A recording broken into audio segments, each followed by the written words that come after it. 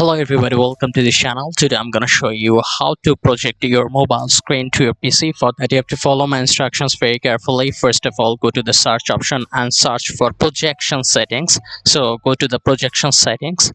Now you'll be able to see this interface. Now you have to click on the optional features and make sure your internet connection is on. Then go to the add an optional feature. Okay, then you have to search for wireless display. Okay, here it is. Select it, click next, then install it. You have to wait until it is installed. You can see that it's loading. Okay, you can see that the wireless display has been installed.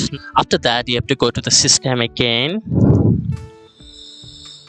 then you have to scroll, then you have to go to the projecting to this PC. Now you can see that all options has been appeared. Now you have to click on the always off button, then click on available everywhere, then click on the second option and click on first time only, click on never and select never, and that's all. Now you can see an option which is launch the wireless display app to projecting to this PC. Click on it. Okay, this interface will be available. Now you have to work on your mobile device. So right now I will try to project the mobile screen.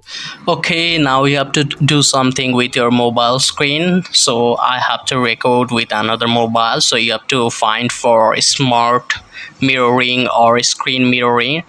So for that you have to just slide the options from the topper portion, or you can slide the options for the bottom part. This differs from your phone to phone, but you have to find for the option smart mirroring. Here it is, you can see the smart mirroring option, or it can be cast screening. This depends on your device.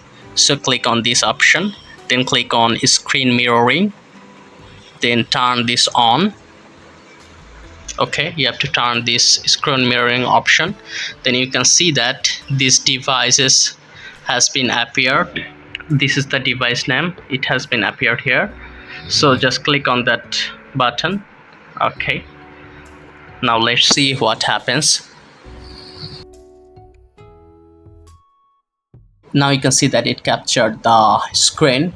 Here it is. So this is how easily you can do it.